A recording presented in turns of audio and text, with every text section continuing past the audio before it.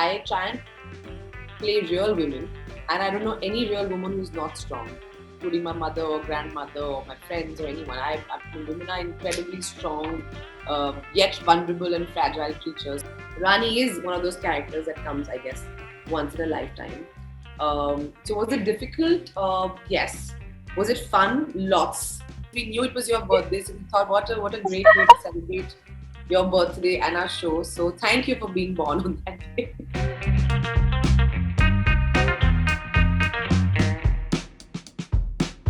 Hello, everybody. I am Bohni and welcome to News 18 Showsha. I am here with actress Huma Qureshi talking about the very successful web series Maharani, season 2 of which is coming out.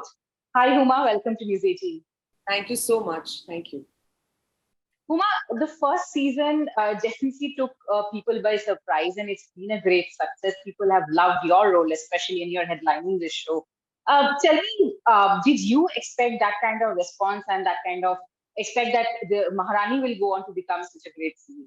No, actually, to be honest, we did not expect it. It was quite unexpected. Of course, we knew we were making good CDs and, we were on to something, but I don't think you can ever predict the level of success or the love that we got from the audiences. And we've been really, really fortunate that, the show has received such widespread love from everywhere. And that's given us, honestly, the motivation to do better, to try and come up with an even better season 2. Right. Tell us, what about Maharani do you think has really struck a chord with the audience? I think the fact that everything, actually, the performances, the story, the milieu, I think we don't really have like a engaging, engrossing political, drama that's come out of India. Of course, we've all seen House of Cards and Crown, and we all are huge fans of it. But India में ऐसा कुछ successfully किसी ने कोई political series नहीं बनाया था. And the fact that the writing was appreciated, all the characters were appreciated, and I think everybody found their own favorites. Like a lot of feedback that I got for Rani Bharti is that a lot of women identified with the character. A lot of men also identify with the character because it's that whole idea of a common person, a common man or a woman becoming chief minister, and how would they change things. I think we all have that utopian idea that we want to change things for the better for our society, for our country. So it sort of panders to that fantasy, really. And Rani, I guess, does it by the end of season 1 live up to that expectation. Tell me, we've seen the trailer, obviously we've seen the series, which is always full of twists and turns and we don't know what to expect. But if you could give us a little idea about what to expect in season 2. Well, in season 1, Rani Bharti is still new. She's still figuring out her place in the political arena. She's been nominated by her husband, to sort of take over the chief minister's chair. So she's still figuring out how she needs to go about doing things. By season 2, she's already been chief minister for a while. So she's more aware of who she is, her power, her role, her responsibility. So you will see Rani Bharti in all her glory, more in control. And I guess taking on the bad guys. Right. We all love watching you do that on screen. But tell me, you're a city-bred girl. You were born and brought up in Delhi, right? So tell me, how was it, completely like deconstructed and going G-glam for this role? And was it easier for season 2 since you'd already done season 1? Well, a lot of fun. I can tell you that, because I feel if I had to play myself in each and every film and every character, then there's nothing challenging or engaging. Then it's just, I think then you just get bored. So for me as an actor, the most exciting part is to sort of get into the skin of a character and try and do something that I've not done before. Rani Bharti gave me the opportunity to do that, so I leaped and jumped at it and I grabbed it with both my hands. I couldn't let it go. Rani is one of those characters that comes, I guess, once in a lifetime. So was it difficult? Yes. Was it fun? Lots. And was season 2 easier? I don't know. It was, I think Rani is sort of in my DNA now. Like she's in my bloodstream. So I get her. She's not me. She's a different person. But she's a living, breathing, 3-dimensional character. So like when I read the script and I go like, would Rani do this? I'm like, yeah, it's not like would Huma do this or not? Would Rani do this or not? So, they're different people. They're different people. Right. Tell me a little bit about the on-ground research that you have to do, kind of from the look to the dialect, the way, the body language, everything. What was the research that went? I mean, I'm pretty good with, I'm pretty decent with accents, I think, especially the northern accents, because I've grown up in Delhi, so Bihar, Uttar Pradesh, Rajasthan, Haryana. But the meko sun ke, agar if I speak to somebody for a few days, I am able to pick it up. Um, Below the Aravlis, it gets a little complicated. I'll try and maybe I'll be able to pull it off. But northern accents mostly मैं कर लेती हूँ. तो इतनी दिक्कत नहीं आई. Plus मैंने gangs में थोड़ा बहुत बिहारी किया था. But Rani was a different animal, and the way she spoke her Bihari was very, very different. And there's a certain rhythm to how she talks. And there were so many dialogues because, of course, she's a politician. And, by the end of episode 3, before that, she's a shy woman with a dupatta on her head and all that. But after that, she really sort of, breaks loose and expresses herself. So I had a lot of fun. Doing those lines and speaking those dialogues and getting into the body language. I think the moment I wear the sari and put that sindoor, I'm a different person. Like, I'm not Huma anymore. That happens as an actor, I guess. Sometimes when you put on a costume, it changes your walk. It changes something inside you. So, right from Gangs of Wasseypur to De Rishtiyan to so many other, even on OTT, you've always kind of chosen the strong woman role. Was that a conscious decision that, there's only, I will only play a certain kind of character and not do the, the slightly more, maybe say, frivolous kind of roles? What is the process that you go through when you're choosing a role? Well, I don't know. I try and play real women, and I don't know any real woman who's not strong. I have never met anybody, including my mother or grandmother or my friends or anyone.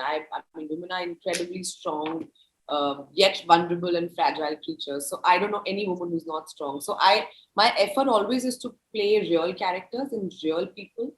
Like, it should, of course, it's fictional because I'm acting kar rahe, but I feel like kuch to authenticity, kuch to आपको मतलब कोई character देख के लगना चाहिए कि हाँ, I know this person. I've met somebody like this, kind of. When you're as an actor, you're able to do that. I think that's when people say, "Achhi acting ki hai," I guess. At least that's my process. I don't know. I think for me, it's really important to do that because I feel like if I don't do that, then I'm being dishonest to myself and my ability as an actor. So, do I choose such characters? Yes, but those characters and those directors and those scripts also choose me. So it's a two-way process. Right. So, Maharani season 2 is coming on the 25th of August. What else are you looking forward to? What else are you working on? Well, it's going to be a busy year. There's, of course, a bunch of releases, both theatrical and OTT. So I think I'm having the best of all the worlds. There's a Double XL coming out, a film I'm extremely proud of with Sonakshi. There is Monica, Oh My Darling with Rajkumar Rao. There is Tarla that we've wrapped and Pooja Meri Jaan. So it's going to be a very, very busy year. Uma, your song in Gangubai got a lot of love.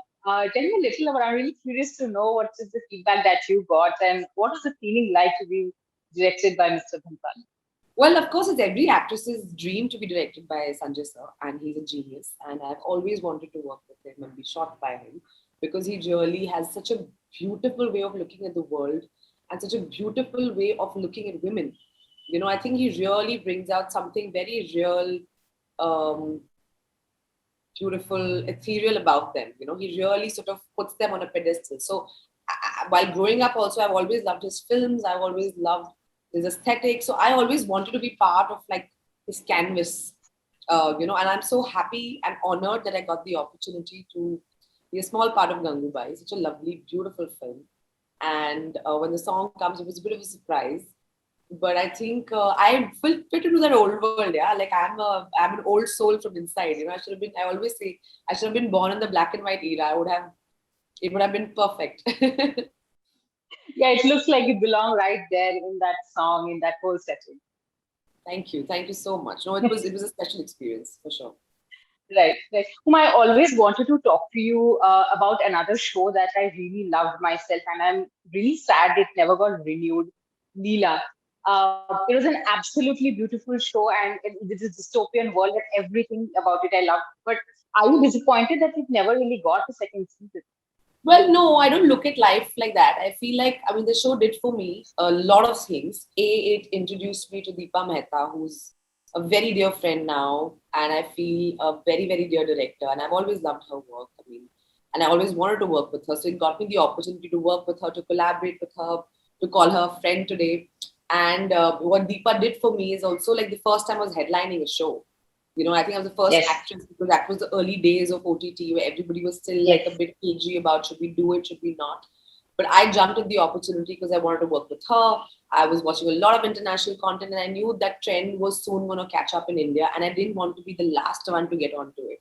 I think it's always better to be the first one on the train as opposed to the last person on the train. Um, and Deepa empowered me. Yeah? Like she made me believe that I could be in each and every frame and I could carry a show, you know, on my shoulders. And that kind of confidence when your director shows in you, you know, it really makes you also believe in yourself, even on those days when you don't feel so confident. And of course, that film spun into a whole range of opportunities, including the Zack Snyder film, Army of the Dead, also a Netflix project. You know, and I think today I have gained from that experience to maybe put that into a Maharani and the other work that I'm doing, you know, which are all women-centric projects that I'm leading. So I think something good only came out of it. So I look at it with a lot of love and a lot of like positivity rather than regret. But why did it not get renewed? That's a question for Netflix. No idea. Okay, okay, great. But Maharani season 2 is coming out, but that's the great part right now. I'm sure you're super excited about it. I am excited because it's coming out on my birthday. Ooh, 2050. You're a Leo. No, Yes, you're a Casper. Virgo. You're a Yes, Virgo. I'm on the cusp. Yes, Nice. yes, yes, yes. So yeah, Great, happy great. birthday in advance. We knew it was your birthday, so we thought what a great way to celebrate your birthday and our show. So thank you for being born on that day. Thank you for coming out with a show like this. Thank you so much for your time today, Huma. All the best from Maharani and all the other projects that you are working on right now. Thank you so much. All the best. Please take care. Thank you. Thank Bye. Hi guys, this is Huma Qureshi. Please like, share, and subscribe to News 18 Showsha.